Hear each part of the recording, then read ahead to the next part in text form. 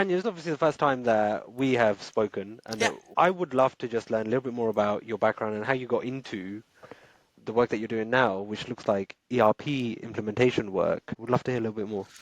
I was in procurement for a good probably 15 years. And at some point I had a role where I was double hatting as both kind of process lead for S2P and head of procurement for an indirect organisation that was very green. So starting from zero, and it was global. So it was two jobs, two very big jobs. And then that was my second head of procurement role. Then I got another head of procurement role after that. And then I thought, I really love the technology aspect of it and how it transforms the organization. I think I still have a love for operations in general, for procurement operations, what you might call sometimes procurement excellence. And I think that I might see myself in the future doing this kind of roles. But, I just have a much bigger love for technology and how it changes and change people, how it can make the jobs easier as well.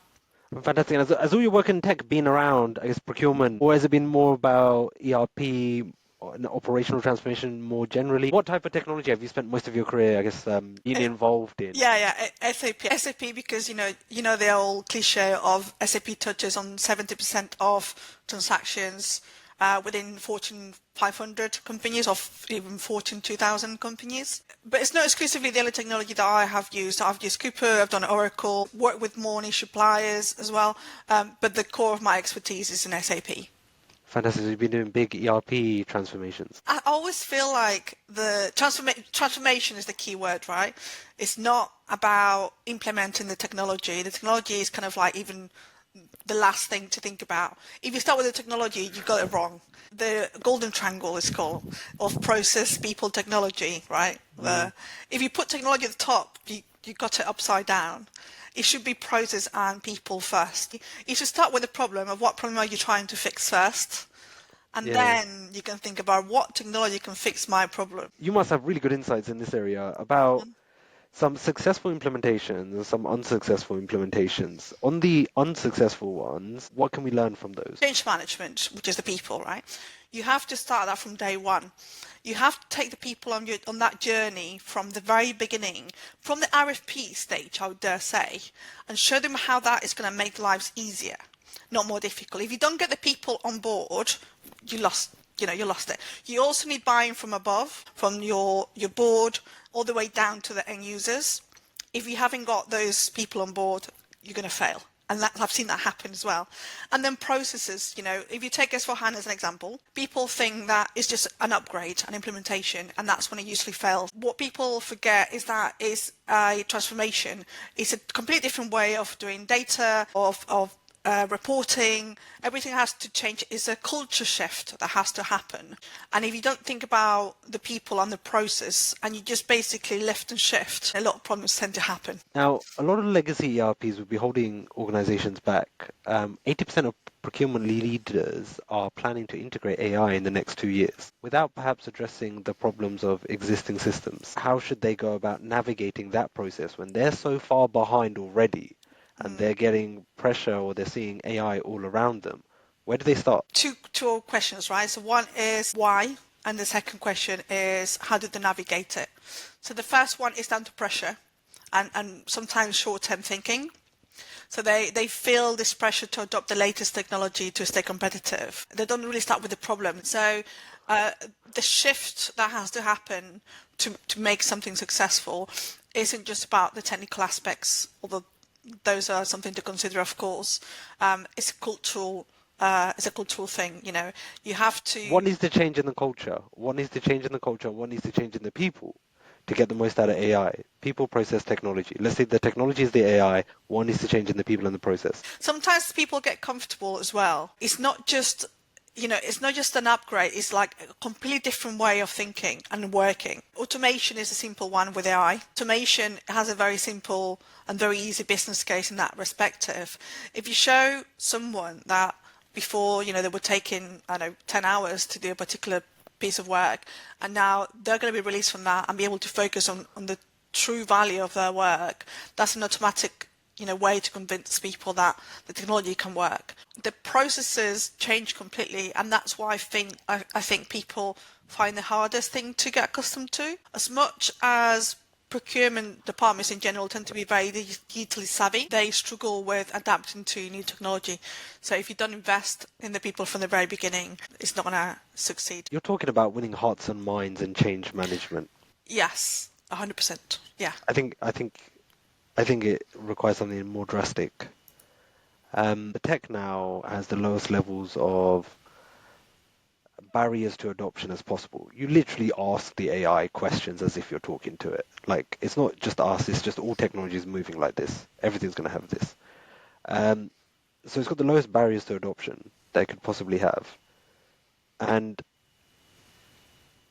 the other thing, we've come to the conclusion that C-suite needs to rethink the entire operating model of their companies for a couple of reasons. One is, if you take our industry, we're in manufacturing, Hmm.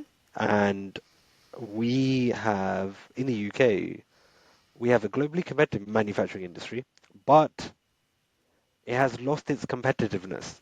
There's been no Hmm. productivity gains in over a decade, or Yeah. there's been stagnant Well known. productivity gains. Well Yeah, known. yeah.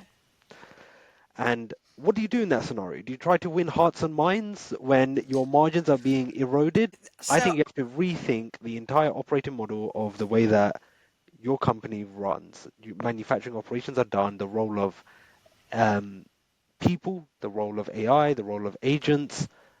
I think the only way forward is, if you're in UK manufacturing, is a complete revamp of the operating model to take the costs down so that you're globally competitive again.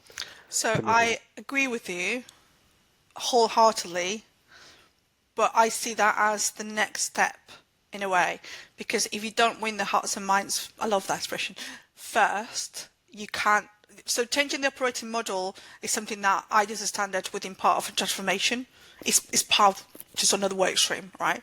Of what I do. What is going to be the new operating model? But you can't even start the transformation if you don't have the people buying from the very beginning. If you can't change the hearts and minds of, if you can't take those people on the journey from the very top, from the very, very beginning, as to what is the end goal going to be, that transformation, that operating model is never going to change. Just imagine that we get people and we get processes and we get technology all together. Where do you think, how do you think these companies will be operating? What's the operating model? What do you think people will be doing? Where is this all taking us? Definitely the way that procurement are organised will change very heavily in the future. I know we've been saying that for a long time, but I honestly think that with the very rapid adoption of AI, more and more of the transactional tasks are going to disappear, and those departments purchasing, or at least some of purchasing, is going to completely disappear. So there's going to be more focus on the strategic stuff. AI isn't going to replace procurement, but the procurement role itself is going to change completely in the next few years. And the skill set that you're going to have required to do your job is going to change as well. I don't think necessarily that the public procurement departments are going to need to learn AI, although I'm sure it does help. But more likely, they're going to have to do much more strategic tasks, much more heavily than they did before, because all the admin stuff is going to be disappearing. Let's talk about business cases and securing budgets for procurement transformations. Okay.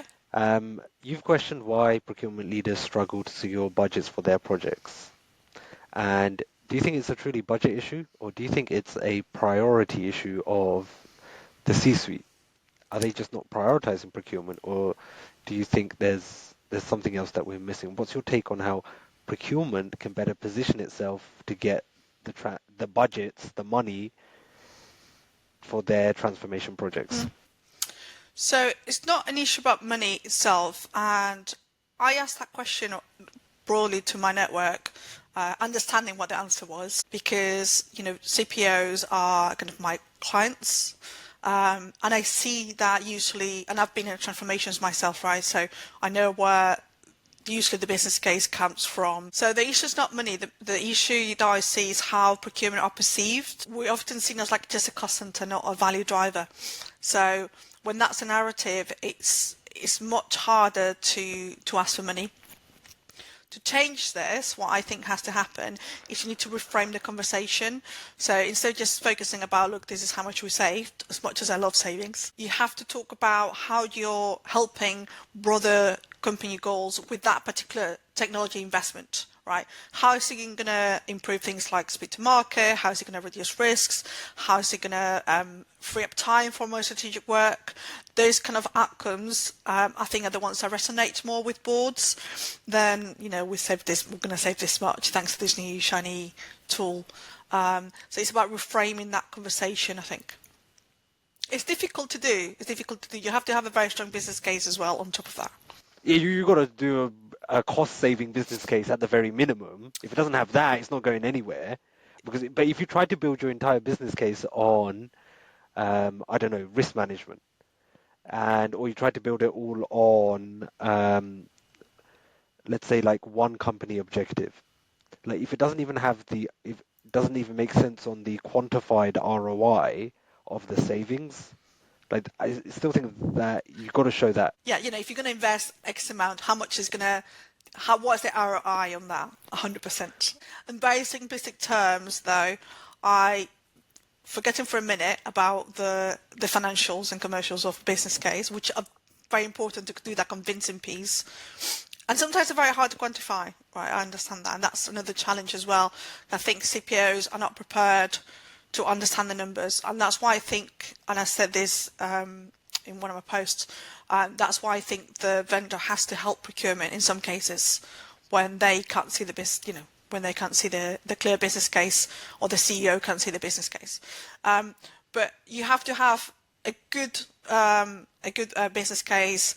It kind of connects dots between what's the problem, what's the solution, and then what's the result that's going to have. So I think you need to cover all those three areas to be able to convince the C-suite. So yeah, savings is one of them. And the ROI that the business case is going to bring is a clear one. But it's not just numbers, right? If you're talking about hours saved, again, yeah, that relates to numbers eventually. But, it's about efficiencies as well. You also have to take care of savings, because those are the kind of things that make us visible to the boards, I think. And that's what we've always been known for. If you look to many different reports, even if it's not top goal, it's at least on the top 3 of most CPOs. So it's still really important. You can't forget that we have very high inflation. If you look at the UK, that is coming down eventually, and we're suffering through some sort of downturn. So those are the things that are going to matter to CFOs and CEOs, and that's how you're going to change the hearts and minds as well. So I think that savings might be the key to survival in some cases, especially if your organization that you're working for is in a particular bad financial position. So that's when procurement can save the day. I'm not saying that's the only thing that matter, but we can't just treat it like a dirty word like some people talk about. So if you're building a department from scratch, you have huge savings potentials because it's untapped. Whereas if you have procurement in-house for 20 or 30 years, then savings are always going to be minimal. And that's when things like risk and driving value and innovation and ESG become much more critical than your savings. It depends on how mature the organization is. Risk, it's much more harder to quantify. It doesn't feel as urgent until something goes wrong, right? But ignoring risk doesn't mean that it's not there. All of a sudden, it's not like a ghost. Many organisations were caught off guard by COVID, by different geopolitical instability, by natural disasters, and we've seen firsthand that the cost of those disruptions aren't just financial. They impact operations, relationships, reputations. And many of those risks are actually predictable. The issue is that they weren't prioritised because they didn't show up as a line item in your bottom line. What we need to do is to change how we measure and how we talk about risk. You need very tangible KPIs linked in procurement and supply chain that are linked to your overarching goals as an organisation, and we need to be able to track them. So, for example, things that you can track is, how many of your suppliers have risk mitigation clauses, how many of your suppliers have are solid financially. We need to be able to measure all of those things, so that what if becomes a bit more tangible and more easy to understand by your CFO, CEO. It's not just about avoiding a total disaster like COVID was, right?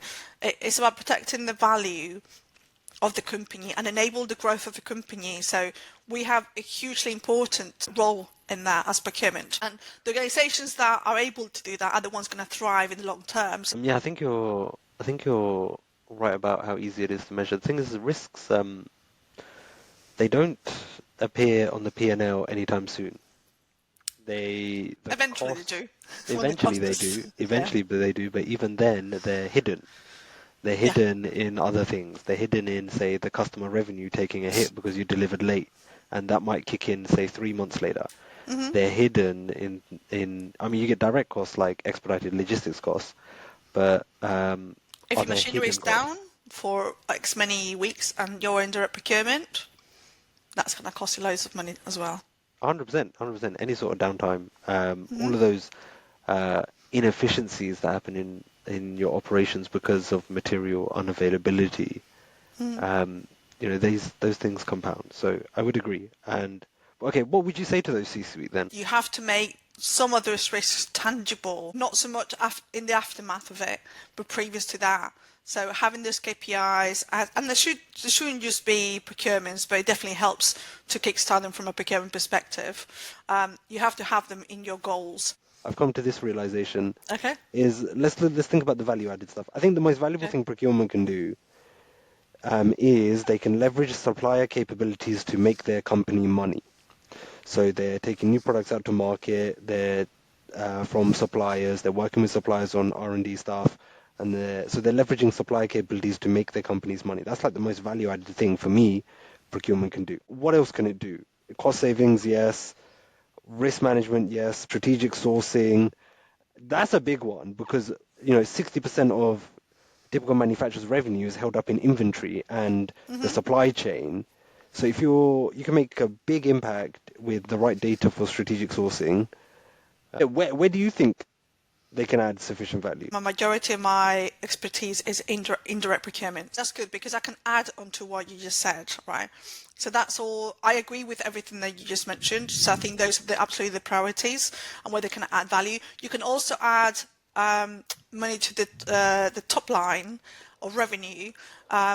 In indirect procurement, you're working with marketing because marketing ultimately or sales affect the top line, ensuring that you're working with vendors that are the most creative or that have tangible benefits to sales revenues. So it really depends on the department that in indirects, it really depends on the department that you're working with and what those objectives are. So it can actually help all of the different sections of an organization succeed. And that's amazing. Tanya, it was lovely talking. Yeah, That's everything that we brilliant. had planned on all of the questions. It Good was stuff. lovely talking to you though. Likewise.